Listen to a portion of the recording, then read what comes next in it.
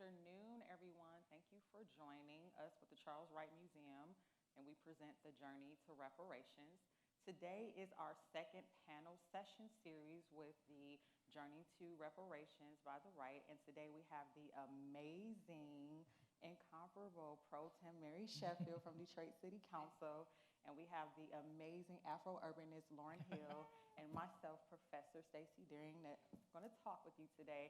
There's been a lot going on in Detroit with local reparation initiatives, so today we're going to discuss with Pro Tem Sheffield about what's happening for the November ballot and what's been happening leading up to that. So without further ado, we're going to start with the timeline and just a review of how we got to this point today with reparation initiatives in the city of Detroit. So my first question, Pro Tem, looking at the timeline. So it looks like last year when we were in the midst of COVID, that you felt it was imperative that as a local city and jurisdiction, we address reparations and equitable measures in the city.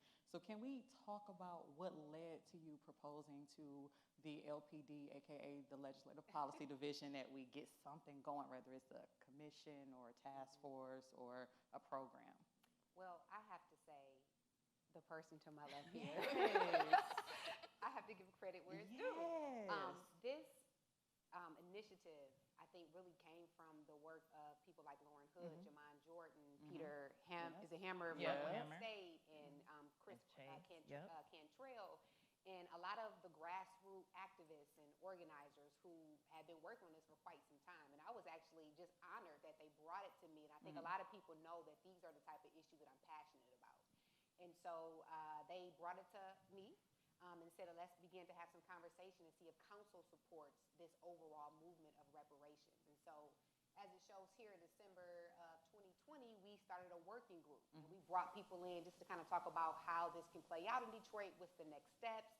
And from that working group, we formed a resolution that just really talked about what reparations was, how reparations was being implemented in other cities around the country, and city council's overall support for reparations in Detroit. So it was really just a kind of a blanket overall resolution that just talked about, you know, how the city must address the wrongs that have happened to African Americans, and that council is looking to support possibly creating a working group in the future. And so I would just say, you know, it really started off, hats off to the community. It came to council as trying to show some legislative support for it. And then we got to the ballot proposal, which I'm sure we'll talk about. Yes. So speaking of the working group, so I have to talk to my co-coordinator, Lauren, because we've been behind the scenes talking about this. But Lauren, can you talk about what inspired or what led to you guys kind of organizing and galvanizing in a coalition effort to come to council and say, hey, this is what we really want to do for the city? I would have to be honest and say George Floyd. Yes. I feel like that moment just made it seem like so much more was possible and that so much more was necessary. It was no longer about, oh, can we please have, you know, some equitable development? That would be quite nice. It's more like, no. Like, it is a time where we are demanding our reparations. Like, enough is enough. Now is the moment. It just seemed like there was a window of opportunity where we could get a lot more than we had previously been asking for. So calling together Peter Hammer, because he's a lawyer, and the work that he does with his Detroit Equity Action Lab and at Wayne State. Chase, because Chase is good at like translating complex government issues into like language people can understand. Stacey Stevens from the Michigan Roundtable was there because her organization led the Truth and Reconciliation work that the city did back in 2010, so they're familiar with what a process looks like. And then obviously Jamon, because he knows all the things about all the things. Right. Yep, so, and we just met, you know, kind of on a bi-weekly basis, doing a lot of review of, like Pro Tem said, what was happening in other cities. And you have to be really intentional when you're crafting something like that. So it's really good to have two lawyers in the room that could be like, oh, can't say that, but we can't say this.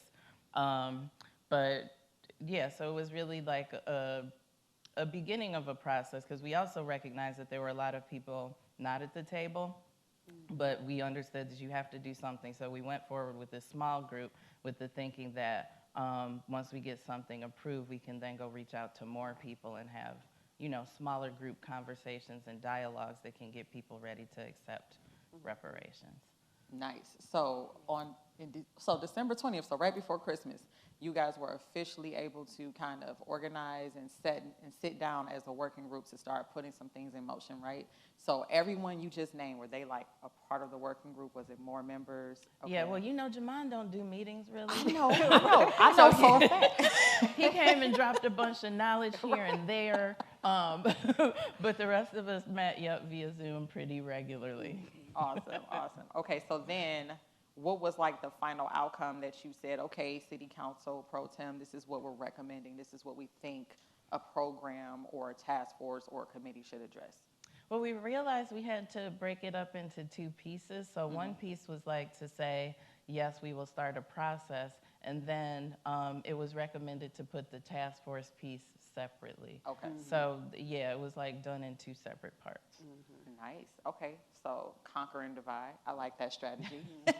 Okay, so let's fast forward to everything that happened this year. Now, I know you were saying some things happened like in February, but when we were kind of going through tracing it, we started seeing more traction like in May and June.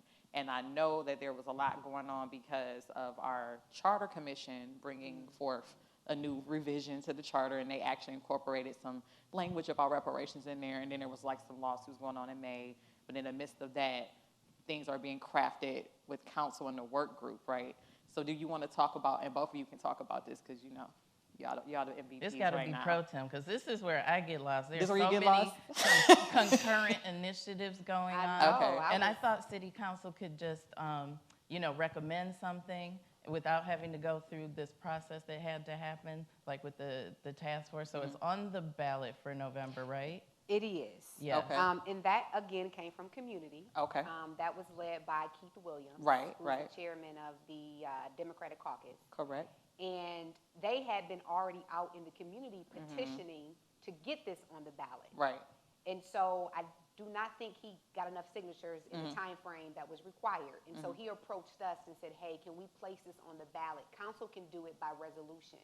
Gotcha. And so we had already worked on the resolution that said that council supports it, so we thought it was an easy ask. Okay. And so we drafted a resolution that essentially placed that language on the November ballot. It was just recently approved by the Elections Commission, and so it will be on the November ballot. Okay. I do want to mention that, yes, in the proposed charter changes, it did have very similar language that stated, hey, that a reparations committee will be formed. But we wanted to move forward because we were not sure if the proposed charter would pass. Exactly. And we wanted to have it as a separate question just in case, because we still want to move forward with that initiative. So that's great clarification, because I know a lot of people in the community were wondering, well, if Proposal P failed, which it did, by the way, in the primaries on August 3rd, what would happen to having a reparations initiative or a committee, right? Because they still have to get a new city charter. That was the purpose of them being established. So I don't know what they're going to have to tweak when they go back in, but being separate. Our charter will stay in place. Will it?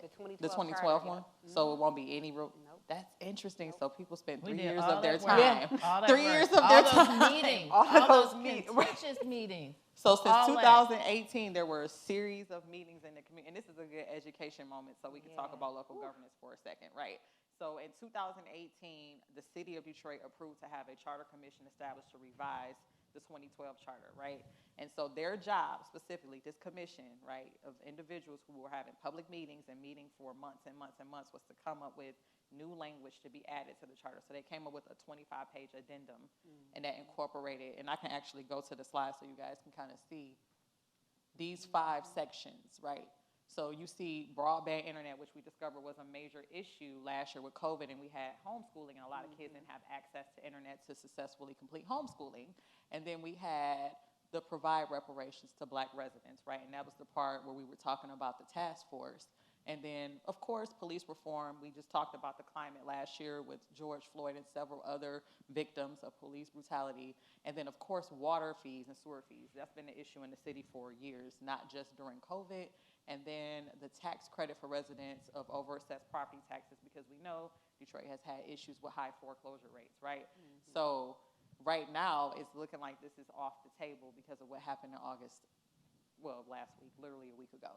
So now the 2012 charter that's already here will just stay in place. So 3 years of work kind of in vain. Yeah. Wow. A lot of good that's stuff. breaking news. That's breaking news. Okay, so we can go back to the timeline. So I think it was a great play that the city decided to have a work group and city council decided to still have a reparations initiative in case Proposal P, aka the new city charter, fell through. Because then we would kind of be back at square one with nothing, right? So what happened on July 20th? Is that when the language was approved and it went to the Elections Commission? So on June 15th. Oh, okay, yeah. So we can go back 20th. to June 15th, or if you want to go to July 20th, we can do either or. Yeah, we can go to the July 20th. Cool. So yeah, that's when it came before council. Okay. And we passed a resolution that places the language on the ballot. Once we pass that resolution, it goes to the Election Commission, and then they review the language, and then after that's reviewed and approved, it is then sent to the language for the ballot for November. Great. So everything And is pro set in tem, place. all your other fellow council members wanted to put their names on it too, right? Yeah, so like it's you unanimously. Proposed it and everybody Yep. was like, no, we all want to be on it. Yeah, everybody. Yeah. Which some people were, surprised, but I was. Yeah, a lot of people were. A lot of people were. Because some of your colleagues. Yeah, a lot of people were a little bit surprised. Like, what? It wasn't going to pass? I'm like. But I did want to mention a lot of the work that went into the charter. We still have some hope because a lot of those things can pass through policy by city council. Okay. If, in fact, we get a majority on council to approve some of these things. Okay. So, Yes. that's the only, the challenge is that you got to have 5 people that are willing to push a progressive policy in Detroit. Can we talk about that for a second? Yeah, let's talk about it. Because you're that's a on good learning moment. like further on the progressive end of the spectrum as far as city council goes. Do you feel like, I think of you guys like, is there a squad within city council? No. Y'all don't work together like that? I mean, I think A subcommittee. we come together on some issues. I think, for example, home repair. I think everyone agrees that we need more home repair for our seniors. And we've been divided on that too, believe it or not. But I mean, I guess that's the beauty of So politics. you don't feel like you have a little progressive squad within there that you I'm can- hoping this new council, Okay, there may be some hope. okay. So so I was peeping at the ballot, right? Because I'm technically not a Detroit resident anymore, even though I'm always here, right? I'm technically right outside Detroit, so I don't get to like physically go and touch the ballot, but I always stay abreast because my family lives there and my grandmother has me help her do her absentee ballot, so we talk, right? So I saw that, was it 2 open positions for council? That's on the ballot? It's 3. Is it 3? At large, 4 Okay. and 7. Okay. And 6. So it's 4. Okay. Yes. Okay. So this has been one of the most diverse local elections I've seen because even the mayoral candidates I saw was like 10 at first, and I said, "Oh, this is interesting, to say the least." Right? Okay. So did this just happen today, where it was approved, the language? No, or I think this was about a week ago. Okay, Yeah. that's awesome. Okay, so for about a week, it's been approved. So now we know it's going to appear on the November ballot. So what does it look like from here to November to get people kind of educated and understanding what that looks like or what the ballot initiative is going to do for the city? Well, I would love to let Lauren answer that because she was really big on making sure that this is from the ground up and that we have conversations around education like today. So, Yes, Yeah. Lauren. Well, the work group is discussing, again, like really small group conversations so that people can kind of get to learn. Like I know we have talked about town halls happening here, but I think you need a menu of opportunities for people to discuss this because ironically, like everybody Black is not for reparations. true. It That's so seems like it would be some low-hanging fruit and y'all be like, Yeah, let's even though my get it. T-shirt says we should be. But it's okay. yeah, well, you have people, I think it's like people who have taken a lot of pride in the hard work that they have done to get to a certain place. Yeah. And then if you start talking about reparations, they're like, I don't need a handout. I have worked very hard for what I have. So getting people to think very differently about what that looks like. I would say this is my favorite thing to talk about, Stacey, in our reparations work group we have here, when one of the members brought his grandfather, who actually worked as a sharecropper. I'm like, there are people still alive that were sharecroppers. Yeah. So this dude was telling us how he made 25 cents a day, Wow. working like 10 hours in the peak of the sunlight, no breaks, no water. And when you hear stories like that, you're like, 25 cents a day? And you think about like what Brent, who is his grandson, who's like our peer, like what could he have in his life in terms of wealth had his grandfather made what he should have made. So when you talk to people who had that experience, it becomes more clear that like, okay, we deserve something for that. So it's not a handout. It's Right. like dude served and didn't get paid what that work was worth. Right. And I think too, and I agree with Lauren, because when I talk to people and they stop me like, oh my gosh, I see you're doing the reparations. Well, I don't agree that people should just get free money. Mm-hmm. And the conversations that I've had with people, it's more about how can we create, educational programs, housing assistance, A lot of that stuff that was up That was under it. P. Yes. Right. Let's go back there. Yes. business grants for our small Black businesses. All of that. Things of that sort. Well, how are you going to determine if I'm a descendant of a slave, a family member of a slave person? Well, there's ways to look at it. We talked about, I think Jamon mentioned this, is that using, for example, homes or businesses that were displaced by I-75. Right. Yep. Right, the Black Bottom. Black Bottom. Yep. If you live there, maybe we can provide, Yes. some type of reparation. So there's so many different ways to look at it. And I think this is the time to start talking about what it looks like and how it can look in Detroit. I agree. So we have like a reparations study group where we're actually studying the history of reparations, and we're reading some textbooks, right, by some well-known authors that have been in the reparations movement in the community. And one of the most popular ones by Raymond Winbush, Should America Pay? There are some critiques that are similar to what Lauren was saying about reparations, how it's kind of viewed as a government handout like our welfare programs, right, versus as, no, it's an equitable measure, right, because if you look at the generational systemic oppression that falls, even if you can't trace in your history where your great-grandmother was a slave or a sharecropper, right? If you look at the impact over time it's had in the Black community, which was definitely highlighted last year during COVID, you can see why it's necessary. But I think the educational component is so important because a lot of people don't understand that reparations is just like restitution. Yes. It's like restoration, right? And when other ethnicities do it, like the Jews, Native Americans, Alaskans, it was never viewed in a negative light. It was viewed as, okay, that was a human injustice there. Their human rights were violated. And there's actually and it comes up in one of the books, that America is a part of this treaty where if any human right is violated among any citizen or human, they have to restore it. Yep. So if this is like a human right violated over time, right, and we're not just talking about the slavery period on paper, right, we're talking about like the successive generations later. We're talking about today. Exactly.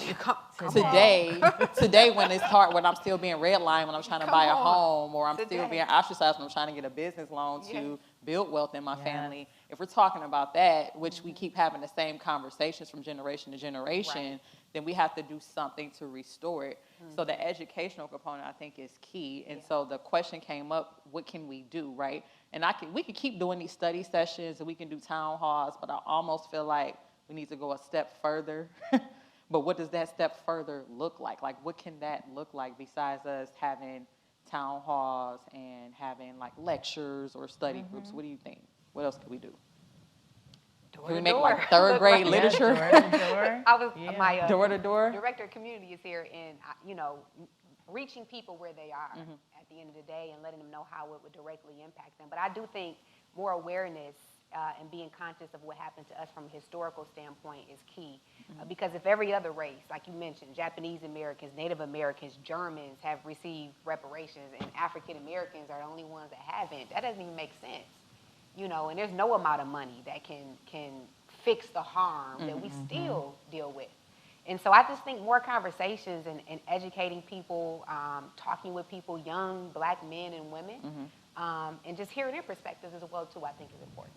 I agree, because I think hearing the elders speak, like Brent's grandfather and my grandmother is 86, so she actually remembers Black Bottom, like she was here, right? And so she remembers it, and so she tells me stories, and I was thinking, like, if we talk, and then Lauren was saying how we should start recording it, because there was a part in the book where they put out an ad that anyone whose home was stolen from them, like they suffer from property theft, right, that they should publish it so we can gather all these cases and file like a coalition lawsuit, like a class action lawsuit, to eradicate that. So they were discussing like ways through the legal system that we can get reparations, right? It is always a team of lawyers that are still looking at that even today, like, okay, what legal efforts can we take, right? I like that. Since we can't talk about it from just a moral compass, like let's talk about it from the legal standpoint and the system you guys designed for us to use. Like, what can we do? So we've been talking about that, and I think looking at reparations as more of not just one check, like you hit the lottery. Like, okay, it's not like I gotta be black every day. So how you gonna give me a check? Yeah, you can't just say it's the Mega Millions and you get a check, you get a check in my Oprah voice, right? You have to say like, no, what equitable measures will make us whole? Like, what areas have we suffered the most in? And we could just pinpoint them, like education, housing, business, economic development. And new policy. So if policy got us here, I think we have to figure out, long-term repair looks like reversing some of those policies. That's true. True. So, okay, so Pro Tem, you were saying that this is not the end-all be-all, right? So Proposal P didn't pass on August 3rd. You were saying how some of those measures can be brought forth through council and you can do it like a resolution. Can we talk about how that would look maybe? So for example, one of the proposals was that they wanted to create a Detroit median income for housing. My office has already drafted a ordinance for that. We just have to get support for it. Water affordability, that can be done via ordinance. I have an ordinance drafted right now. But legally, we're being told we can't do it, which was some of the reasons why I think people were hesitant to support the charter, is because a lot of the legal issues. So a lot of the things that they're proposing here, which I think were good, I did support Proposal P, but it can still be done via policy through the legislative branch. But again, you have to have a majority of council to do it. So there is still hope. I think we talked about the tax credit, so I proposed that as well too. I'm not sure if people remember, but the overassessment, there was a working group that was formed for that as well too, and we proposed several recommendations to the administration about how we can address that issue. One of which was giving people tax credits on their current bills for the amount that they were overassessed. We were again told that that's a legal issue and a state issue that would have to be changed there. But again, those are efforts that can continue. Those conversations can continue, but you still got to have a majority vote on council, and that is why people need to get out and vote on local elections. You know, the turnout was what, 10%? It was very low. In Detroit. Let's talk about that. I was sad. I'm hoping reparations would draw people out in November, but 10%. It was very low. It was, I mean, over 600,000 people are registered to vote. Only 60,000 voted, I think. That's crazy. So we got to get people in office that are willing to. And it's not about, you know, confrontation and having an adversarial relationship with the administration, but it is about having a body that checks and balances what is happening on the administration side. Absolutely. So this just made me think about a Professor D moment. So fun fact, I teach political science at Wayne State and soon to be Eastern Michigan, right? So I have to explain how government works a lot at the local level on a regular basis, because a lot of times as residents, their voter literacy rate is very low, not understanding how or why to vote and what elections to vote in, right? Like the primaries, a lot of people wipe them off and say, oh, it doesn't count. Right. We just talked about 2020, how every vote counted. We just saw, especially how the black vote counted, right? So now here we are. We're having a local elections, and then we're on the cusp of midterms next year, right? So we're looking at, well, how do you empower voters to understand the importance of voting and then help them to be more knowledgeable, so when they go vote in November, they're like, okay, I understand these proposals better, and then I understand who's running for what position and what their background is.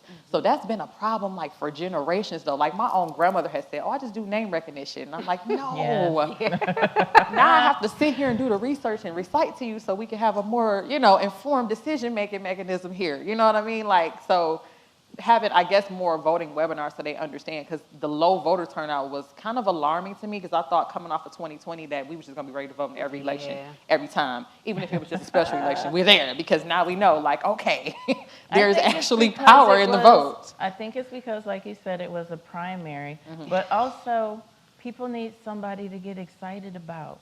You know what I mean? Like if there's somebody on the ballot that you're like, ooh, you know, like voting against people is not fun. But I think if there's somebody on there who has some vision that you're like, ooh, I want to see that. That's so true. Then you get, I just feel like, you know, maybe that was missing. So do you guys feel like, okay, I hear that a lot, Lauren. So looking at this locally, did you guys see, and I can even ask the audience, did you guys see a lot of advertisements for candidates, and then what did you see for Proposal P? Was it a lot of information out there? You could just nod, wave your hand. I'm seeing no's. So I'm like a news nerd, so I'm watching, and I didn't see a lot of material out there, a lot of literacy out there. I think the anti-P people had a much bigger budget than the proponents. People, if you know what I'm saying. Okay. Boy, oh boy. So, okay, how many people ever feel intimidated by proposals on the ballot, like it's confusing language? Shoot, But this is just a live testament to it, right? Yeah. And we were talking about how if you look at Detroit overall, the literacy rate is around a 3rd grade, 4th grade reading level. So if you have like this jargon or this savvy language, it can be hard to decode to understand what am I voting for. So some people just say, I'm just not going to vote at all because I don't know what's happening or I don't understand it. And I kind of think that's what happened in these primaries. But I'm hoping that we can figure out a way that it doesn't happen in November, right? Like that we can get a better turnout and more advocacy and maybe more alertness and learning so we can come up with more processes for that. So looking forward, you already have some ordinance on the floor for a couple of these, right? So let's go a little technical. We have the home rule, right, where cities are supposed to be able to like pass ordinances and make policies versus the state. So where is there like a gap or is there like an issue? Because I saw what Governor Whitmer was saying about Proposal P and other aspects versus what city residents and local government was saying. Is there like... What do you... I'm so I know we have the home rule, right, where cities are supposed to be able to have their charter, to make ordinances, make policies. Correct. So when you guys are proposing these ordinances, what's happening at the state level? So what are they saying we to can you? still be preempted by state law. Okay. And that happens a lot of times. For example, I've wanted to do rent control. And there's state law that prohibits the city of Detroit from doing rent control in Detroit. Wow. It was a struggle. It took almost 4 years to get the inclusionary housing ordinance that I sponsored passed because of state law that prohibited us for requiring a certain amount of units in a building, for example. So, I mean, even though we are home rule, we still have state law that can preempt certain measures that we put forward. And a lot of times, unfortunately, there's a lot of things that legally council cannot do because of state laws that are in place right now. So that's a whole nother issue. I was going to say, this is a learning lesson, right? That is a whole nother issue. But I think it's good for the residents to know that you're fighting, council's fighting on their behalf, but some of states like processes prevent you from being able to progress that's true forward. with reparations too, right? Because there's a state law that says you can't do anything preferential by race. I'm glad you brought that up. Yeah. Well, let's talk about it. So did we get around that? We haven't yet, because we sure did get a privileged and confidential document from the law department stating that, hey, kind of like, I can't go into detail, but simply what you said, like, you guys need to be cautioned that we may not be able to do this. Okay. But I think there's other ways, I'm assuming, to get around it. Yeah. So if you say, and this is all like language play, wordplay, so if you say these are equitable measures, it's not preferential treatment, it's just equity based on income or social status or economic status. We're restoring balance. Right. Yeah. So it's kind of like we've always had this, like, I guess you can kind of say it's invisible, like, I guess a invisible beef between classism and racism. Even though they're highly intersectional, right? If we talk about intersectionality, it's like direct correlation. But if you say it from a classism aspect, you get more credibility and leeway than from a race base, right? So it's like strategy. You just have to be like really strategic. This is kind of fun to know. Okay, so the other question would be, because I guess the residents may not see what goes on behind the scenes, is there a intergovernmental working group or relationship with you and the state when you guys are trying to get ordinances or resolutions passed maybe? No, there's not. We have a lobbyist that we work with on our behalf. But besides that, there's really no working group. And I think that's something maybe we should consider moving forward, though. But no. Wow. Okay, so this is great learning experience just to understand what's going on in the city and how we're trying to get things Speaking proposed. of that, isn't Evanston, aren't they being sued now because of that same issue? Oh, wow. I think With the so. rate, I missed that in the news, so we're going to talk to Robert Rule about that soon. Yeah, totally missed that in the news. So we have to figure out. We have to be very strategic. Yeah. So that's where the lawyers come in play. It kind of makes me think back to the civil rights movement when they were trying to get laws passed, how they had lawyers drafting and filing lawsuits. Like, okay, let's just file a lawsuit because we can't get it through a lobbyist or going to a town hall or going to a state rep. So let's just go through the law system because the judicial branch technically is the strongest branch because it balances the executive and it's another lesson. It balances the executive and the legislative branch like at the umpteenth. So we always see radical change happen through the judicial system first before we get like the legislation passed. So now I'm wondering, is that going to be another avenue we may have to take? Like, so background information on Proposal P. So when Proposal P was being drafted and proposed by the City Charter Commission that's been established to create the new charter, there were 2 lawsuits in May to challenge it being on the ballot because Governor Whitmer didn't sign off on it. So the challenge was, can a initiative be on the ballot without governor's sign off or approval? And our own Attorney General, she ruled that it can be. So that's when they were able to kind of push forward and get it on the August 3rd ballot. So, and they went back to the home rule that we just talked about cities having jurisdiction to make certain policies and ordinances. So that's why I was asking about intergovernmental relations. Like, why is there beef? It should be kind of like a cohesiveness. How can we mend that to be more, I don't know, progressive? Because if you say radical, everyone gets scared and think of like Black Panthers or something. So, and we are. We're gonna, she's like, we're gonna take it. Yeah. You know, we're gonna take it. So just being more cohesive. Okay, so you were just saying how it's going to be perhaps a change in council, right, because of the election. So does that have any effect on the ordinances that you guys are working on if you have change? To be determined. We shall see. We got to stay tuned. Who is elected and, you know, their beliefs and views on things. I don't know who's going to win, so I couldn't tell you. And I haven't worked with any of the people who are going to be new to council. So my hope is that we get some people, again, who are willing to really be the checks and balance and be a little bit more progressive to get some of these issues resolved. Okay. I got an amen out there ready to pass the collection plate. No, I'm just kidding. just kidding. So what does it look like going forth? Okay, so we have the ballot initiative going on in November. But beyond that, let's say the initiative passed. What are we looking at in the future, like going into 2022 with getting the as soon as it passed, I'm calling Lauren. Lauren, you lead this girl, though. So seriously, we're going to start a task force. Okay. City Council led task force. I'm going to lead it. Okay. I definitely want Lauren on it, along with everyone who else was on it before. I want to pull in Todd Perkins as well too, since he's been working on this, and Keith Williams, and then continue our community conversations and really start to have some serious conversations about kind of next steps. We do have the administration. They did reach out to our office, stating that they were interested and they do support. Wait, which administration? I'm curious. This current administration. Oh, somebody from the mayor's office? The mayor's office, yes. Oh, all right. So we met with them and the lady sounded very excited. Okay. I was like, what? Oh, it's election. It's election. That's why I'm smiling. That's why I'm smiling. Yeah. Okay. I had to check, no, I'm just playing. But yeah, so they came and they said they were willing to help and be a part of it. So as soon as it passes, I plan on putting a resolution for it to actually form the task force. Okay, great. So I think that is so great going into 2022 because we're going into midterms. Yep. So what impact, and Lauren, you can answer this too, Yep. What impact do you ladies think it will have going into the midterms?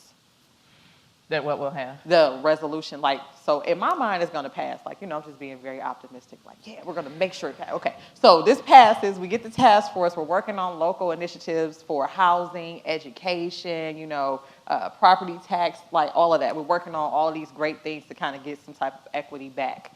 What impact do you guys think that will have on the midterm governor and state rep elections that's going to happen next year? Oh. I don't know about the impact on the election, but where my mind went when you asked that question was I think citizens are going to be holding institutions more accountable.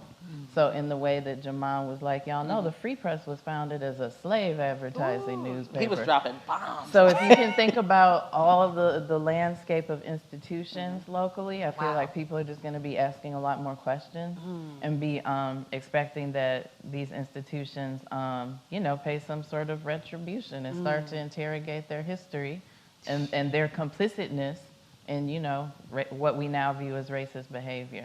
So I just feel like citizens are going to be a lot more educated and informed, be asking a lot more questions, and just demanding more. I like it. What you think, Pro? I agree. No, I agree. And I think it's the same for elected officials, holding us more accountable to push that agenda and to get something done. So completely agree. Like it. So do you guys remember last year when we had that great presidential election where both candidates essentially had to create a black agenda, right? Do you think? I mean, y'all remember, Wait, right? who created the black one? No, it's like a rapper, It was it was called one was yeah. called Platinum and one was called like Dream or something. But it was Okay. targeted towards people of color, but a highlight on the black community, right? Okay, so so do you guys think that that's going to have to happen at the local or at the state level next year? Because we hear that Police Chief James Craig is going to step into the building, step into the ring to run for governor.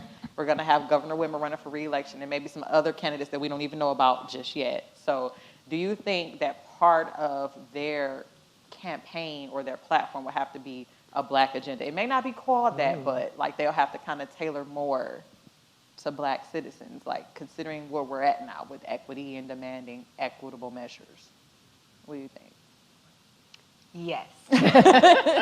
I mean, you could look at that with the previous presidential election. I mean, I don't think we would have Joe Biden there or our Vice President Kamala Harris if they had not also helped push the black agenda and address some of the issues that we have been fighting for. So most definitely, I think there's a lot more people who are conscious, who are, as we call it, woke now, and who care about these things. And so we are demanding, in a way I haven't seen before, that our elected officials address these issues that we've been fighting for quite some time. So most definitely, if they actually do it or not is another thing, but they're going to have to begin to actually address it and talk about it for sure in their platforms. You think so, Lauren? Oh, totally. Yeah. But as you were saying that, I'm like, we got to work internally on some stuff too. Well, just when you talked about classism, we have to get over the talented 10th black elites and the grassroots. Like, we have our internal stuff we need to sort out as part of said agenda. Yeah. Well, let's talk about that a little bit more, right? Because I just want everyone to have a great understanding. So when you say the talented 10th versus, like, let's go deeper. Let's go deeper. I mean, well, those of us who have a nice little title, a little bit of access, who might have been told at some point, don't associate with those Negroes. There's a reason that those Negroes are those Negroes, because we haven't all been unified around a singular agenda. So I think, if we really want to have a collective come up, we got to solve that issue. We do have to internally unify. Yes, definitely agree. So I'm just like forecasting what their agenda, the black agenda, could look like, because right now reparations is very hot. A lot of people have said, well, why is reparations so hot now when it's been going on since like slavery, right? Because Jamon told us 1783, first lawsuit filed for restitution and payment of indentured servitude, right?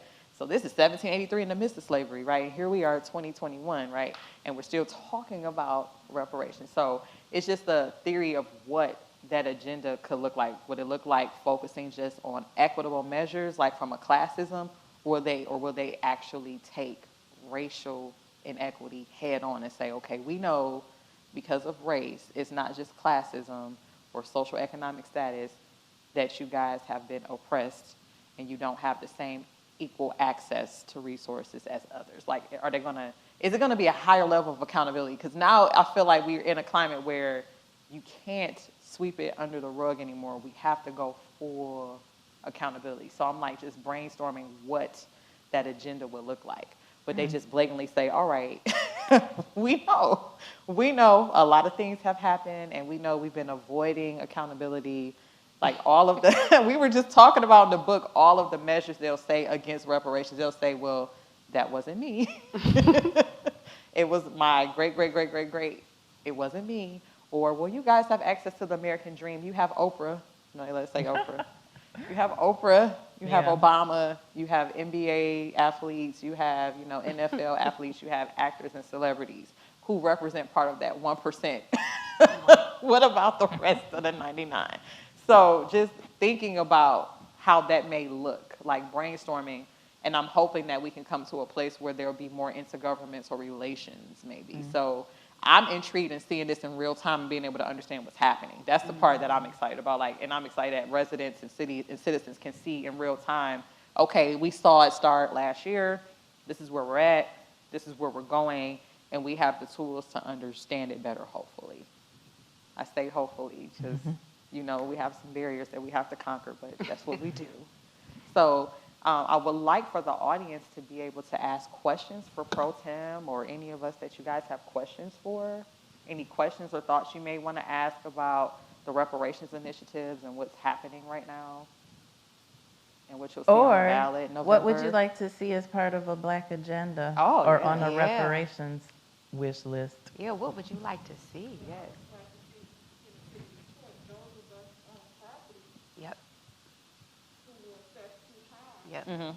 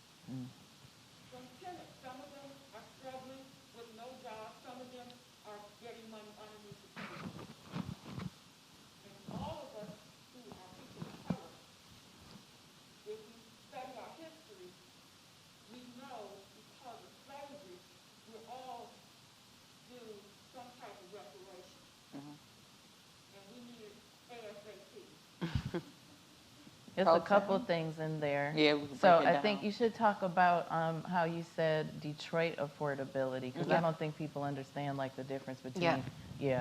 So the way we define affordable in Detroit is based on Detroit, Warren, and Livonia's median income. And so it raises the income level a lot higher than what the income level is of Detroiters. So a lot of people, when we talk about affordable housing, they're like, affordable housing? I can't afford that.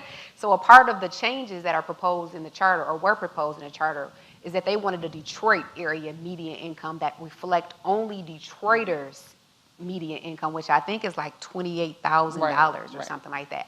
The way we define it now is almost like $49,000, $50,000. So it would lower it to actually reflect the demographics of Detroit. So I've been pushing that for a while now, and again, I'm hoping that we can put an ordinance for it that requires that all new housing that comes, if they have an affordability component, that it adheres to Detroit's median income. The second thing that you mentioned about, you know, paying Detroiters back for overassessment, I completely agree with you.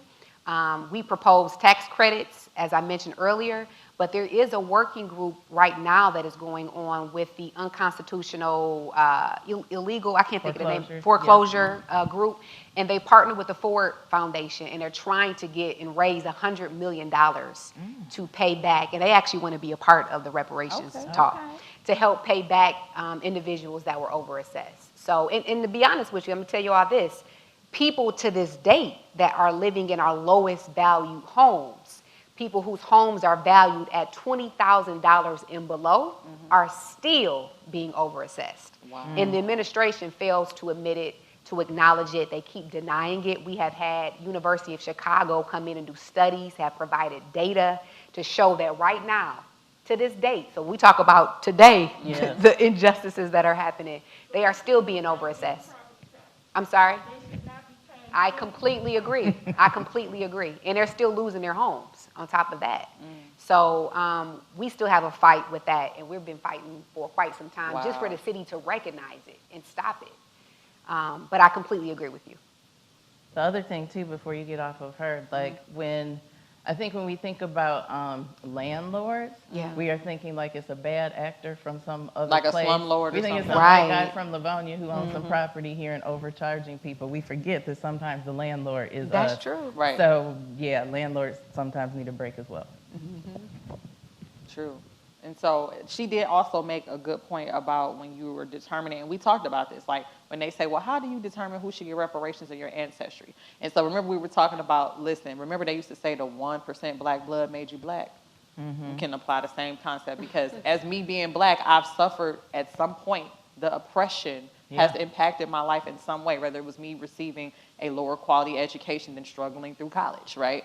Or whether it was me not being able to buy a house in Detroit because I couldn't even afford to pay property taxes where I grew up at, right? So just those things, like, impact, and that's everyday life. Like, this is me trying to just have a regular life in the American dream. I'm trying to get a house, get a good job, have reliable transportation, and provide for my family, and I'm facing oppressive tactics daily, just trying to get a great quality or a decent quality of life.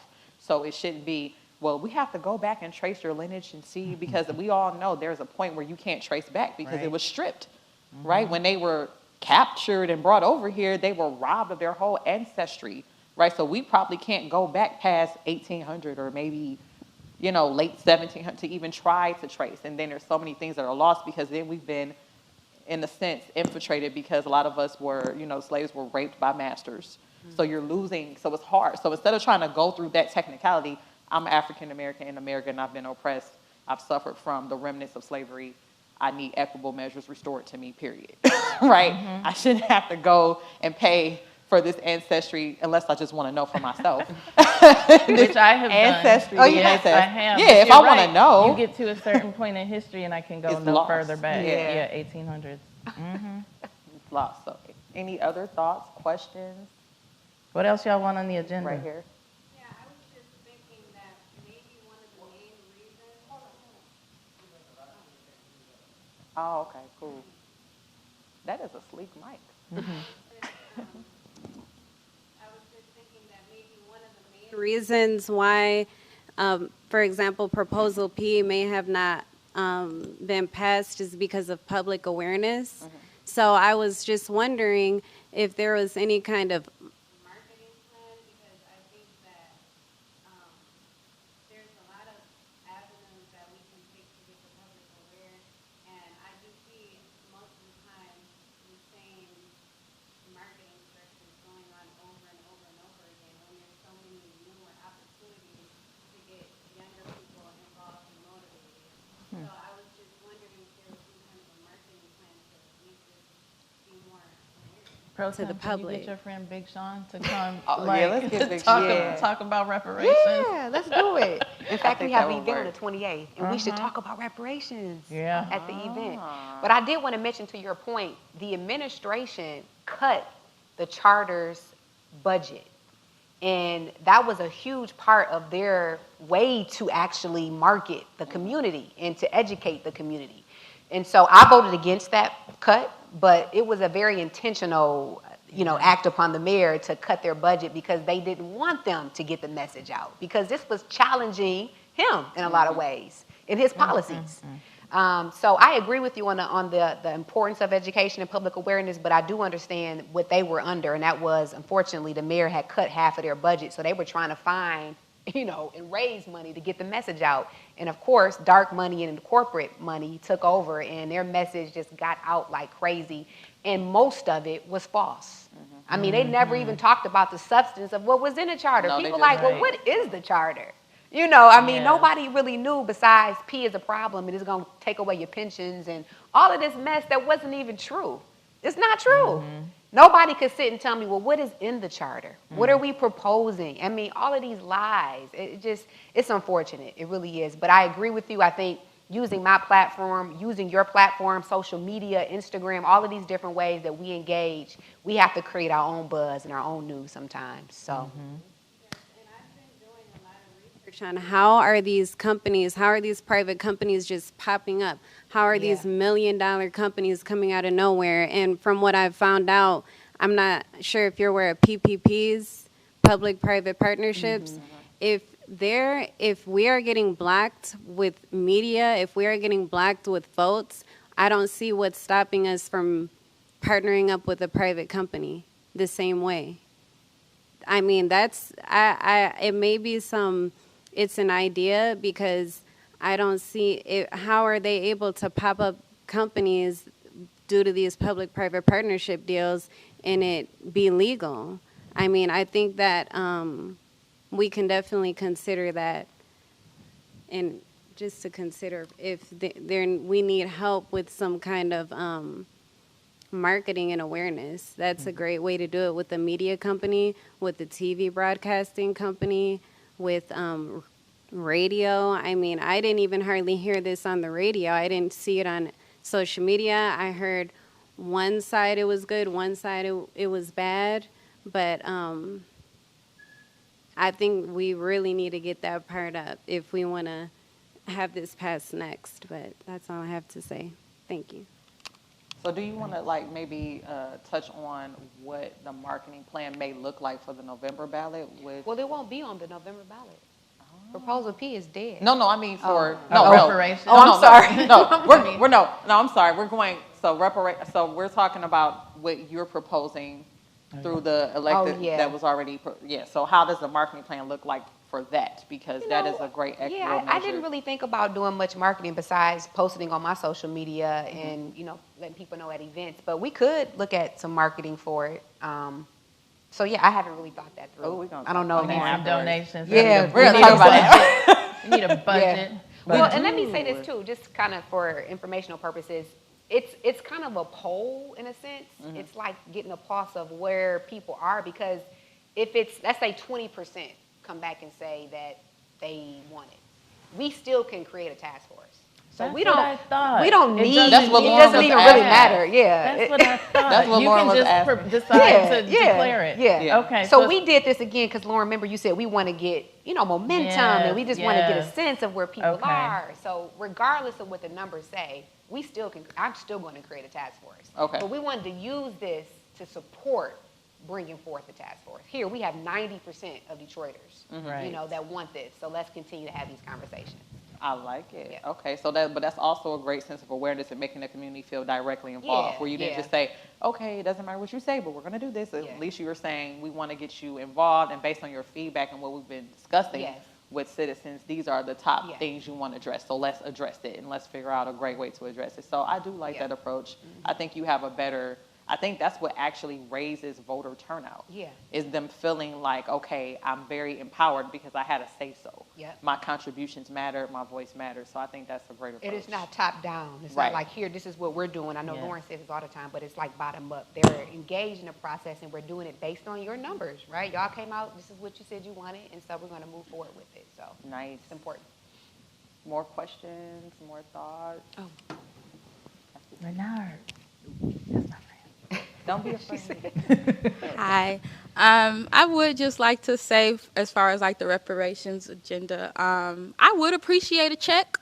I'm going to just say that. I know we talked about the programmings. I think they're great initiatives. But I often think, when it comes to Black people in this country, we always have to prove ourselves to like be worthy of things. And I think we've done enough of that. I'm tired. I feel like my generation, I guess I'll speak for my generation. We're tired. We feel it. Like it's generational. Like I feel it. I'm so tired. We've been going through a lot, and I'm just like, I'm tired of having to just say, like, why do we have to go through these hoops, right? When we often get, like, these opportunities, whether it comes through, programming or things like that, we don't often get the check, Like, that's why the stimulus, was so, like, everybody like, oh, you want a stimmy, because we don't often get the check. We get, like, programs, we get initiatives, we get fellowships, where other groups don't have to do that. And I'm just like, why? We know why. But I would like a check in addition to the programming. I just want to say, like, a check is valuable, and just saying, like, we don't have to prove ourselves. Like you was already said, we're Black, we're in America. There's no amount of money that could probably, like, pay us back and pay us for what we've done. My grandparents lived on Hastings Street in Black Bottom as well. There's no amount of money, right, that can, like, bring back that development or bring back those urban initiatives. We can't bring back time. But I would appreciate the check to just say, like, you know what, y'all been through a lot. We get it, cut the check. And I'm tired of like, yeah, we got to go through these hoops. We got to prove it. We got to go through our lineage. It's intentional why we can't go back in our lineage to a certain point. You know, censuses was burned. There's a lot of things, you know, my mother's into genealogy, but there's a lot of things that why we can't go back and we can't like say like, oh, exactly where we came from. And that all is intentional. So I would just appreciate a check in addition to the programs and the policy and the sustainable things, also a check. So Got it. Okay. All right. Check on the Black agenda for check up there. Just very quickly, some of you are aware that in 2008, when the stock market dropped, our country allowed companies to deliberately send out notices in the black neighborhood about, and we were stuck with all those subprime mortgages. People need to be made whole. I agree about the check, but I also know that a lot of our young people are knee-deep in debt with student loan debt. Myself included. And a lot of our banks, most of them, as you know, are run by big corporations. And it's very difficult for us, even with a good credit score, to purchase housing in the city of Detroit. I've been blessed to have to pay cash for some things because even though I was making six figures, I could not get a loan in Russell Woods Yep. for $25,000. Peanuts, because we have the skin that God has blessed us with. And lastly, our property values in most of our neighborhoods have been devalued so low that even when you want to pass things on, it's very difficult because you got all these repairs and old homes, most of our homes are at least 70, 80 years old, you know. I live in an area where I've had all this water due to the flood. I'm not going to get anything from the feds. They want to give you a loan. No, I'm not taking a loan. So reparation, yes, we need a check, but we also need some assistance insofar as what the banks are going to do, what the feds are going to do, where we want grants. We don't want to pay this stuff back. And then release our young people from all this debt with these student loans. Amen.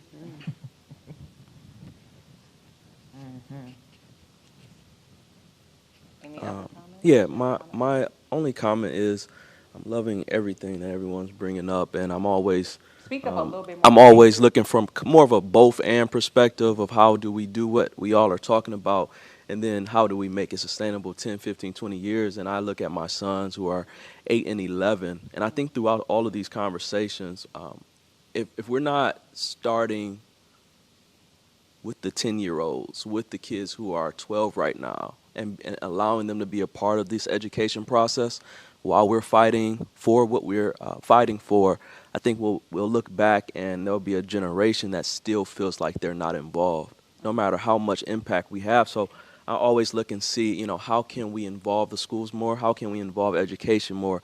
How do we have youth focus groups? How do we have, you know, connect with the social workers or the you know, with the curriculums that makes it a part of the curriculum for civic engagement to be something that's valued. I think that's a disconnection that we're seeing in our communities when it comes to voting, that it's not just that people don't feel involved. I don't think there's value. And I'm just a firm believer with my kids particularly that what they love, value is what they're exposed to, what they have an opportunity to learn about. And I just, you know, as a parent, I take that responsibility, but I understand that there needs to be outside additional for those households that don't have the Renard, right? You know, how do we encourage, strengthen, prepare households to be informed in this civic engagement process from a young age? So that's all I would add to the conversation. I appreciate that. I wondered, like, how revolutionary would I be right now if I had heard about reparations at age 10 or 12? Right? Well, yeah. Yeah, y'all, they gonna have a problem when they deal with my boys. But that is a great point, though. So how many of you guys had a civics course in middle or high school? I didn't. So, and I'm a Detroit public school K through 12 alumni, right? graduated from Northwestern High School. We had history, we had economics, and we had like a little bit of government, but we didn't have a civics course. So now I'm on the opposite side of that as a professor teaching like American government. My students are coming in and they don't know basic things about government. Some of them don't even understand the 3 branches or the 3 levels.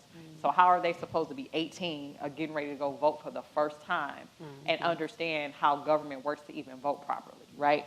And then how do you understand how to be community oriented or community involved or be a productive citizen if you don't have a civics course? So I know there was a time where they were kind of trying to find a way to get civic courses back implemented in DPS. And I would love to see it come back because when they're coming into college or they're going out into adulthood, trade school, or a job, they're still not informed or empowered voters or understanding their role or their power as a community citizen or resident. And I think that's a big deal. And I do think we started to see more of a shift last year where people were becoming more empowered because we have Google, and then we have other educational components like outside of school, like through social media or through other outlets where you can kind of gain better information. But just overall though, like you were saying, like educating students from ground up, like civic courses should be in middle, elementary, and high school. Like you learn different levels as you get older. So I remember going to vote with my mom when I was like a kid, right? She'll take me into that was like exciting for me. But how many kids felt that way though? Like I'm probably a rare nerd, right? Like I'm like, oh, I get to go in and I'm excited. I can't wait till I can go vote because I went in there with her and I helped her pick, and then we had mock elections in my school and it was cool. But how many kids can say that, right? And then they hit 18 and say, okay, I'm happy to be a productive citizen and cast my vote, right? It's kind of rare to see. So I think that's a great point about educating from elementary all the way up so that they can be more empowered and have a better impression and feel more involved. So I think that's great. What do you guys think? Completely agree. And I didn't know it was still not in it's still not in DPS from So elementary all the way up. It wasn't when I was okay, I'm about to tell my age. All right. So I graduated high school in 2002. So when I was in high school, we didn't have civics, we didn't have home ed. There was a lot of things taken out. This was during the time of like turmoil with the school board and like the state kind of intervening, and a lot of funding was cut. So a lot of curriculum and after school activities was cut. And then when I was in middle school, we didn't have civics. We just had like a basic social studies and geography course. And then in elementary, same thing. We just had like, social studies. So we didn't have an actual civics course. Well, here's the action item. Let's start going to the board, the education board, that's an elected body, and making sure that they add that in the curriculum and demanding from them that that be a part of it. I mean, that starts with the school board. So if it's not there and that's something that we're all passionate about, that's one action item. Because I'm all about action. You know, we got to continue to hold people accountable who are in office. And it can change if we continue to demand that that be a part of the curriculum. So I'm glad that came up because I'm actually going to do a resolution. Okay. I just thought about that. Like, if it's not still there, maybe we can do a resolution demanding that it happen and go speak to the school board and start talking about it. Can I come sign it? I don't know. Yeah. I just want to come From this conversation. Like, I just want to come sign it. Like, Yes. I feel like we need to definitely have that. Any other comments, feedback? Yeah, can you bring the mic down or hand the mic down? Actually, I got it right here real quick. Oh, great. Hey, John. Hey, John.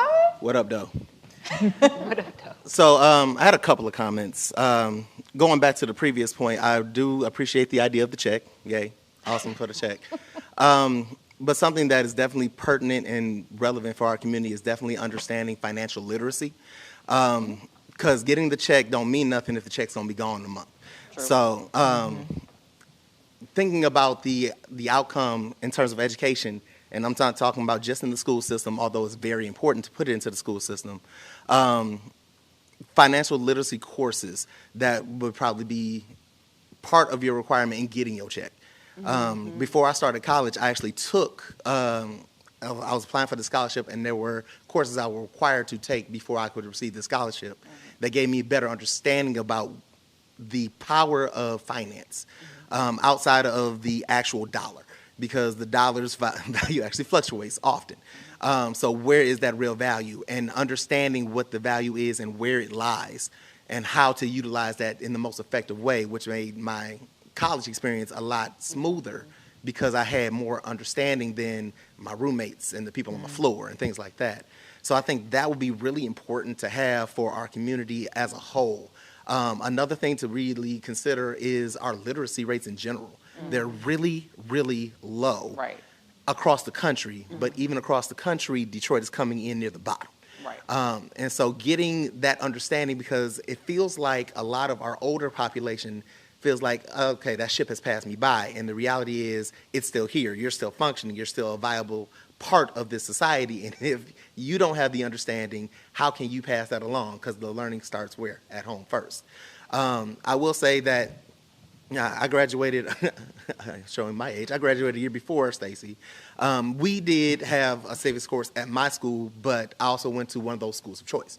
So I know Cass had it, I know King had it, I know Renaissance had it, but I couldn't tell you that Kettering did. I couldn't tell you that Northwestern did. I couldn't tell you that half the schools that shut down, like Redford, did.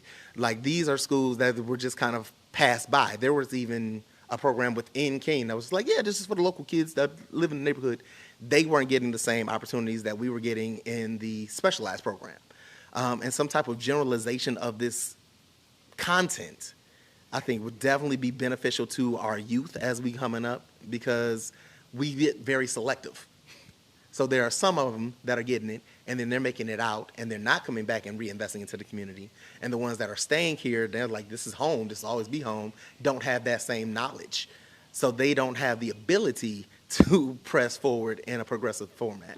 I mean, the beauty of where we are right now, the Charles H. Wright Museum, we teach history. Why do we teach the history?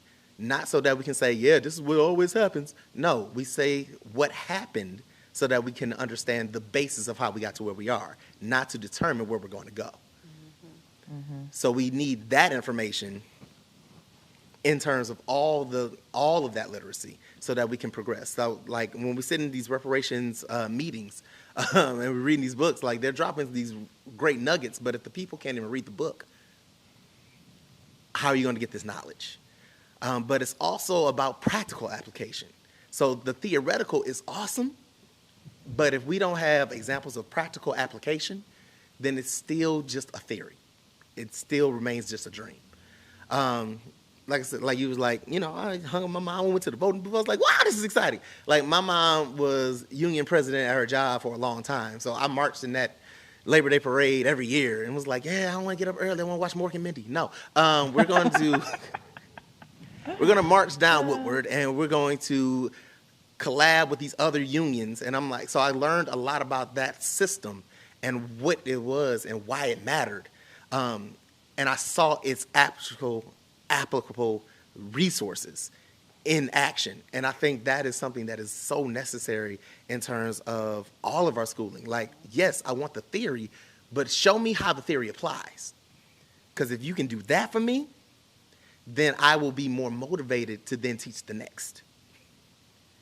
That's what's going to get me hyped. Like, oh, yeah. But did you see it work, though? I mean, we see it in those practical applications of the basic things like sports. We see it all the time. Like, oh, man, I want to be the next LeBron James. Why? Because I seen what he can do. When we were little, it was Jordan. Man, that dude flew through the sky.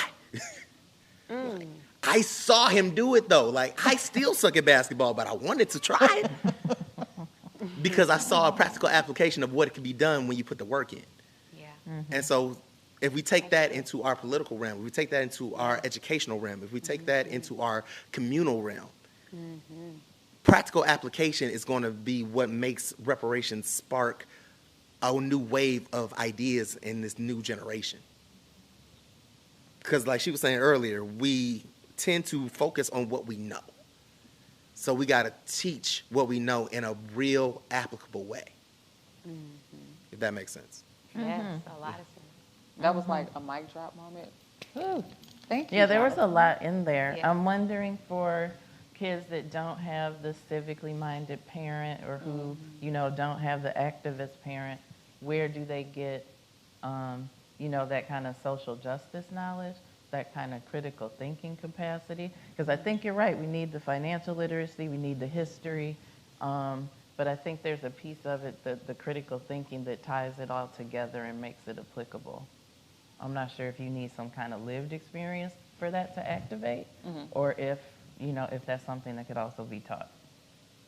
That's a good question. I don't Because know. when you talk about theory and practice, Absolutely. But one side may be lopsided because you may not have like that support system to help you apply it. So you don't know. Like you'll learn the theory, but you don't get the opportunity to practice it. Or when you do, you're still like, I don't know. Yeah. I'm still misinformed, or I don't feel empowered enough to do it. So there is a gap there that I think we can work on from an educational component, because there's a lot of things that I've learned without my parents, right? My parents are still very, old school, but they're very supportive. But I'm like a crazy nerd compared to my parents. If you like were to assess us, you'd be like, how did you become a nerd? And your parents were just very hardworking, blue collar workers. Like, and it's a thing, because I was placed in environments where I was able to gravitate and pick up pieces and propel. But every kid doesn't get, every kid doesn't get those same opportunities though. That's why we keep talking about education inequality and inequity, and we're trying to address it, because you don't have those access. So there's that's a good outside point. the classroom stuff that is important too. But that makes me think of a question for you, Pro Tem. Like, where did you learn that leadership was a possibility for you? Did that come because your dad is like a figure? Yeah. I was born into it. So organically. I didn't have a choice.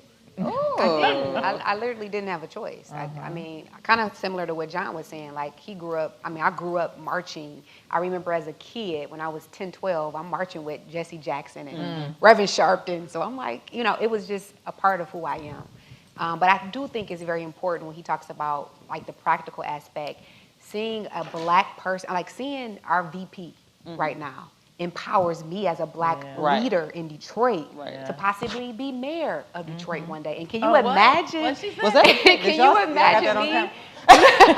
But can you imagine me? And it's so true, because as a leader, just on council, the young black women that come to me and see me and like, oh my gosh, I can do that.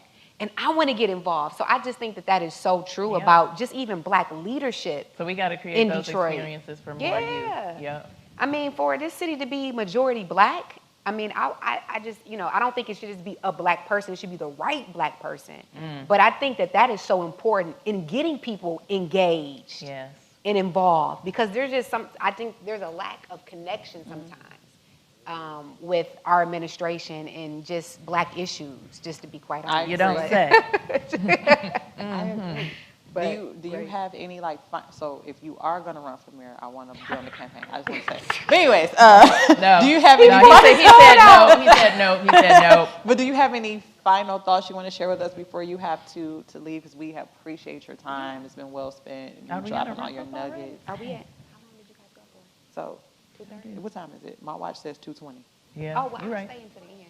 Are you staying to the end? Yeah. Okay. Well, we can have time. We have more time. I thought we were running low on time. So. Please get your comments in right here. Yeah, we're scheduled till 2:30. 2:30? Okay. My watch was fast, y'all. I'm sorry. Yeah, I'll go first because which way is up?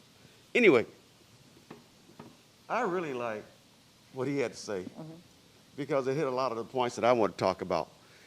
But going back to what Sheffield said about an action plan, civics was taught.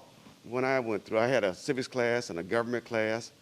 And then when I've been out knocking on doors, to encourage folks to get out and vote, I often ask the question, do you understand how government works? And I got to tell you that more than 90% of the folks that I've knocked on doors with do not understand how government works. Right. And in fact, in many cases, I've asked them, do you know the branches of the federal government? Right. And they don't even know the branches. Exactly. So how can, that creates a gap in understanding about how the government works, and it creates artificial expectations about what the government can do. When you don't understand how it works, you don't understand the different branches, you don't understand that you got to, the president can't do it just because he's the president. He's got to go through the House and the Senate, and those are the folks who write the legislation. And of course, back in the day when I was, this will tell my age, when you had the cartoon on Saturday that says "I'm just a bill," sitting on Capitol Hill, and it related how the bill has to be written and it has to be passed, and so things in the mind of most Americans should happen like this. But the reality that we have is that if you don't understand how the government's supposed to work, then you don't understand how slow it works and how difficult it can be, and how you've got to vote folks into office that really support your issues. Exactly. And it can't be a popularity contest. Right. Too many times we vote based on name recognition. You'd probably get some votes on name recognition. We vote on name recognition and also image. And, you know, that blonde-haired guy that was in there before, you know, he had a whole lot of television exposure that convinced folks that he ought to be the right man. But people forget that Ronald Reagan was an actor. And he got in there because of his name, Ronald Reagan, and the roles that he had played. And people voted for him based on popularity or thought that he could do what he did when he was scripted and he was only an actor. So we get these actors in there who think that they can do this.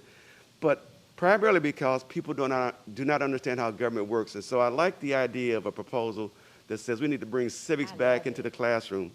You know, because there are too many folks out there in all generations, even ones, and I'm 74 years old. So folks after me in their 40s I've talked to don't understand, in their 50s don't understand. You know, so there's a big gap out there. And even today, did you have a civics class in high school? No. Or government class? Wow. See? And she just graduated, you know, this year. What school? See? Okay.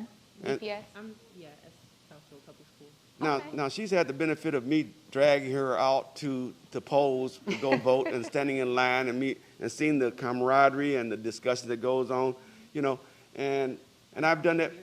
Yeah.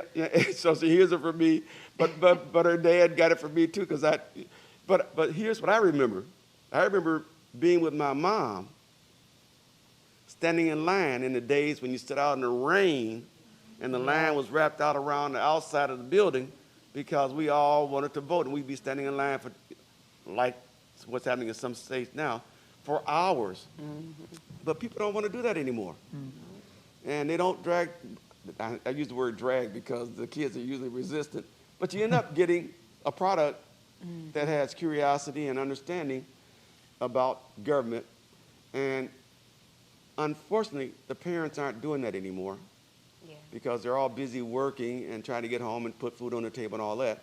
So the only alternative is to bring it back into the school where there is at least a presentation and an opportunity to gather some knowledge about how government functions, so that perhaps there would be a greater interest in getting out and doing our civic duty if we understand the importance of our civic duty. So please do something. Now, here's the question. I'm excited about it. Here's the question. You're with the city. Yes, sir. But if I understand the way things work properly, for example, school teachers do not get a paycheck that comes from the city of Detroit. Don't their paycheck come from the state? We are completely separate. That's right. From DPS. That's why I mentioned the elected school board. Yep. That's a completely separate body. The city of Detroit has no say-so from a That's policy right. standpoint, anything to DPS, which I wish we actually did. That's my but point. We don't. You don't have any Right. say-so. So and how that's do- why how we do have an get- elected board, though. Yeah, so, okay, is there a vehicle to get to? Yep. Then that's what, because I know as the city, you don't control that. You don't even, Correct. it says Detroit Public Schools, but really, all of the teachers are paid by the state. By the state, yeah. They're state employees. And, you know, that's another thing. Most folks don't realize that the school teachers are state employees. You know? You know, average person does not realize that a Detroit school teacher is a state employee. So there's a lack of education about so many things. Yep. But we do need a way to get civics back into the classroom. And if there's a vehicle or a way to do that, I will support it wholeheartedly. Yes. So that's what I want to say. Thanks. So Thank thank you. you for the broader picture, because you're right. The economics and the finance, those are all great parts, but definitely need to get civics back. And that one applies to everybody. It does. You know, whereas some of the others end up being more specific to individuals, but civics applies. We all need to understand how our government works Yep. before you even. And I just think that's important too, because I've been on council for 8 years now, and It's been 8 and years? it's been 8 years. Yeah, I gave my life to council. I'm just playing. But Raymond would tell you this. People come to us and they yell at council and y'all didn't do this, and it's like, let me explain how this works. Right. The mayor proposes things. I didn't negotiate that deal, right? This is how people don't, and then they get upset at elected officials, and council becomes, just The scapegoat. the scapegoat, or they come to us for everything, and they blame council for everything, and they have expectations that are not real. Council doesn't do this. That's right. Council doesn't do that. You know, and it's unfortunate because we sometimes, and everyone has their own ways of voting and stuff, but we get a bad rep for things we can't even do. That's right. Go to the administration. That's the mayor. They never do. They never do. They never do. And when I So say I government, love this idea of education and when and I say civic government, engagement. when I say government, I'm not talking about federal government alone. I'm talking about federal, state, and That's local. right. That's because right. they're all structured, and people Yep. don't realize there's a structure. There's a figurehead. Yep. Whether it's the president, Yes. or whether it's the Yes. governor, or Yes. whether it's the mayor. Yep. And then there are the support structures that really make the decisions. The legislature. Yep. And you got the, Yep. so you got in federal, you've got senators and representatives. Mm-hmm. In state, you've got senators and representatives.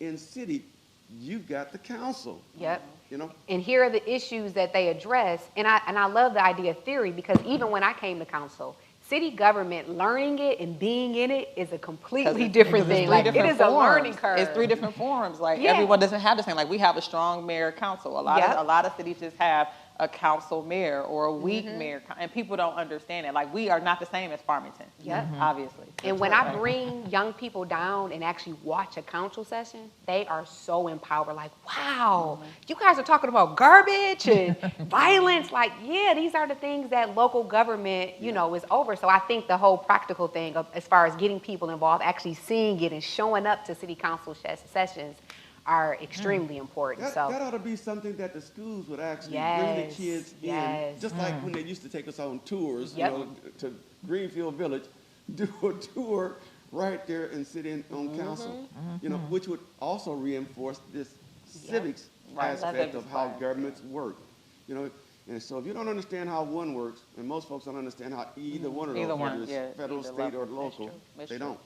And that's why you get the folks coming and complaining because they don't understand how this works. So anyway, civics would give a foundation, and then you get a broader view than just federal. Yeah.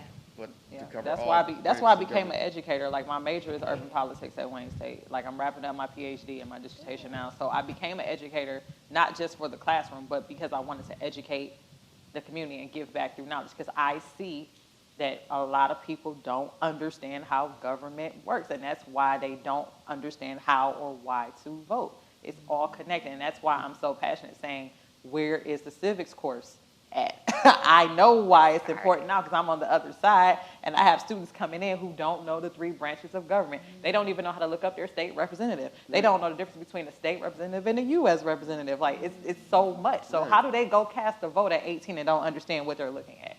How do they do that? How do they know to go to a council meeting or how to contact their state rep to say I have an issue? How do they know that? And what if they don't ever make it into my door for me to take that extra time and say, this is how you do it, right? Because every professor is not going to be as caring or as hands-on because it's just a standard, and then you have some that go beyond. It's like you might have had that high school teacher that went beyond and made that difference in your life, right? So I'm just saying, like, it's very important. So I appreciate you and Jonathan bringing that up, and even the financial literacy piece.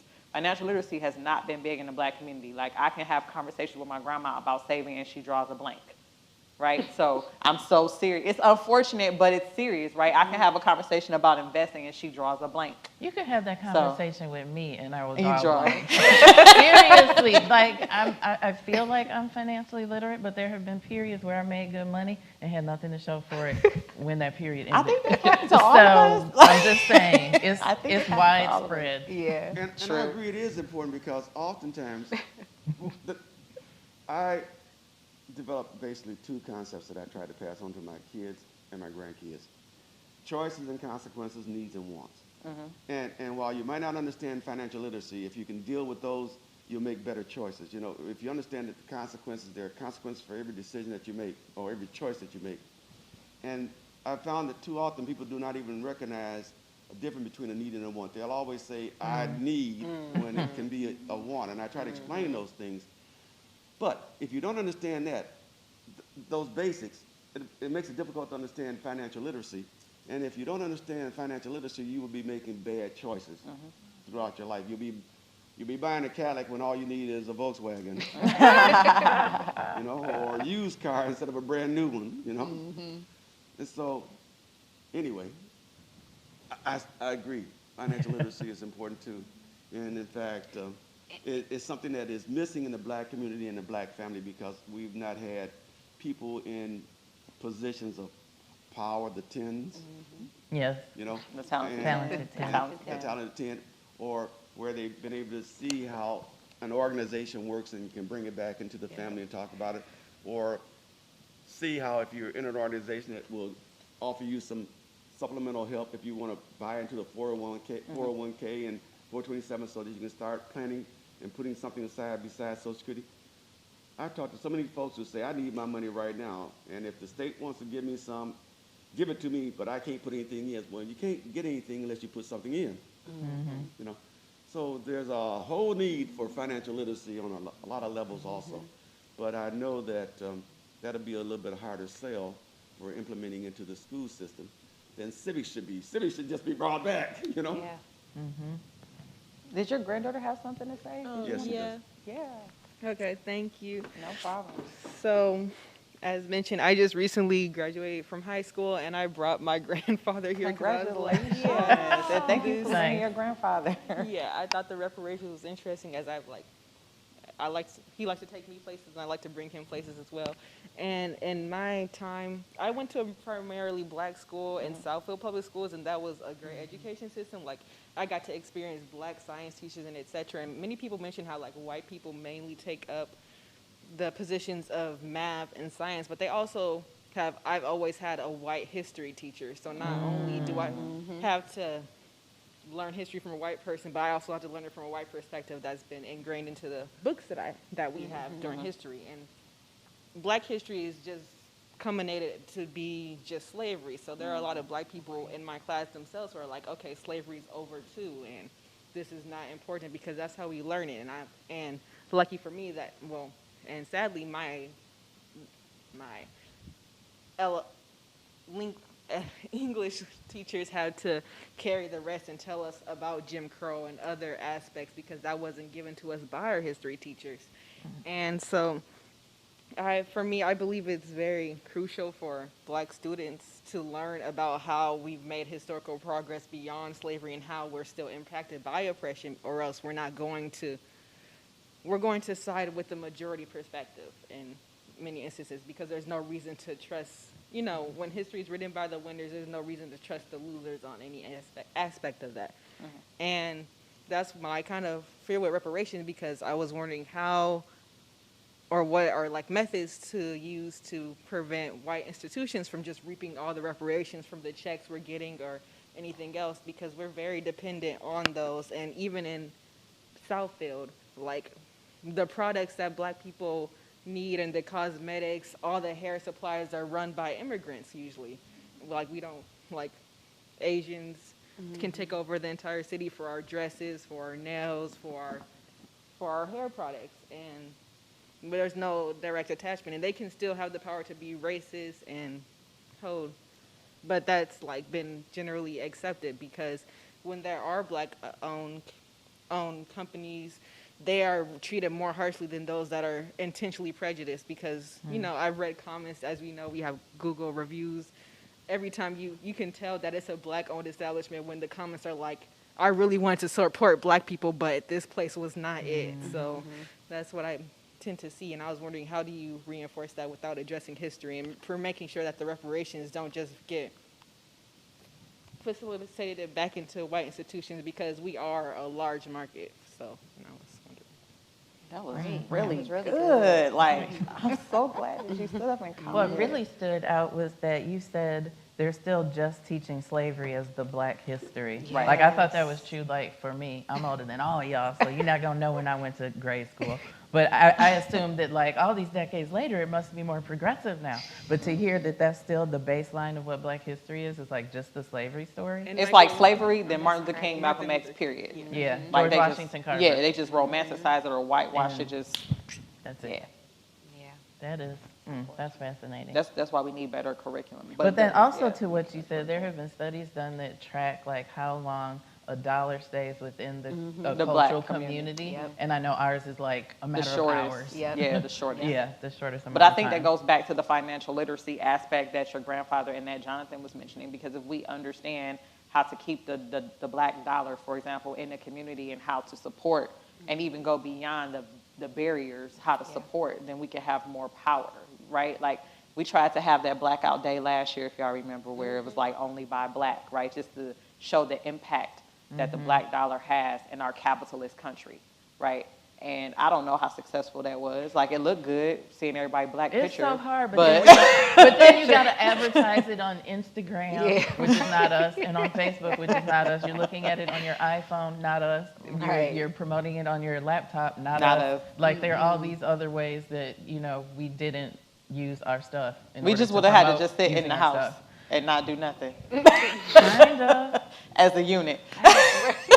But it's because, like, as Granddad was talking, I was thinking about, like, we don't think of wealth. We think about getting rich, but we don't think, like, intergenerationally, like, how can I set up, you know, the next generation to hold on to this wealth? But it's, I mean, it's a condition of how we've had to live, you know? But that's the cycle that we have to break, especially as we tap into reparations. Because now it's like, if we finally get restoration and restitution and repair, we have to magnify it so that it continues to cascade for the generations to come, so they're not back at this point, right? It's kind of like when y'all seen these stories where people win millions of dollars and the money gone in a year because they didn't have a financial advisor or fiscal manager to kind of help them figure out how it should have been But if I'm being honest, and I think about, like, what is the first thing I might spend my money on? Like, I really do want to settle my 6-figure student loan debt so I can know what it's like to have But I think that should be eradicated before you get a check. Right. You're right. That should be part of reparations, just so I wipe can it use out. my money for other things. But I want to travel. That's going to be, like, first.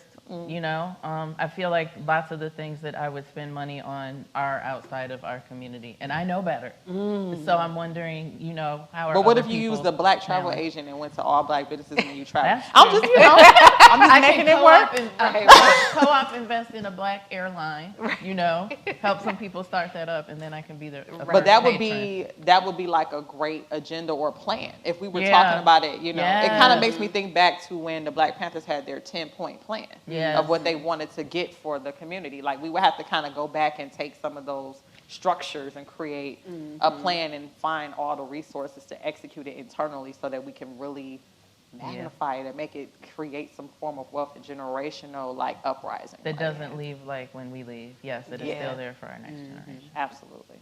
So That's probably good to wrap up because I think this has been a great conversation. I was just about to go ahead, you know, wrap it up. This has been a great conversation. I appreciate our audience members. I especially appreciate our Pro Tem for sitting with us and chatting with us today. Thank you, Are there guys. any final words you have for us that we need to stay tuned for?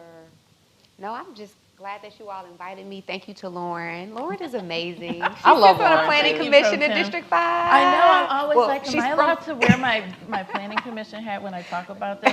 Like, so I'm trying to keep them separate. But yeah, thanks, Pro Tem. Yes, Lauren is like my favorite activist friend that I never knew I needed. Like, I just need her so much now. Yes. So, but you're welcome to come back and talk with us at any time. We can do some town halls. We can do some educational seminars. Yeah, I actually want to see if you want to do some civic engagement. Absolutely. Conversations with me. Absolutely. I would love to tap you for that. Yes. Let's Come do teach, it. 'cause I love this style. But the young people will love you. You know, Oh, yeah. you're a teacher, not you're an educator. So, but I appreciate this conversation.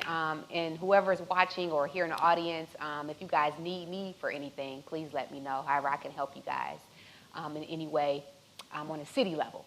Please do. So, we have a big event coming up on the 28th with Big Sean. It's our Occupy the Corner finale. We'll be giving out book bags. We're going to have a reparations 15-minute educational something there. And we're also going to be having a celebrity kickball game with Big Sean and myself. So it's going to be a really big event at the Boys and Girls Club on the west side of the city of Detroit. We're going to be giving out tons of resources. So if you want to tell your family and friends to come out, that's on the 28th at 1 p.m. Nice. And the Reparations panel series continues next month. So you guys heard us name dropping. So we will have Attorney Todd Perkins and Democratic Black Caucus leader Keith Williams on board, and they will talk with us more about how they were working with Mary Sheffield in the work group and how they were working on reparations as well. So that will be just like it is now. You can register to attend in person. The registration will be available soon. The little advertisement is already on the museum website. And if you guys ever want to email me or contact me, you can let me know. At the end of this, I can give you my email address directly, and we can stay in touch. Great. Thank you guys. Thank you. Picture. You do a picture. When I said that you might win on name only, I didn't mean to Oh, no, I don't. just your involvement, your civic responsibility, and your knowledge and your experience and expertise. Yeah, I appreciate it. Yeah. Okay, all right. I didn't think she just invite people. Who's? I think you give it to them. To those guys, okay. Right here, I got you. Okay, great, thanks. Appreciate y'all, gentlemen. Thank you. Smart people in this room.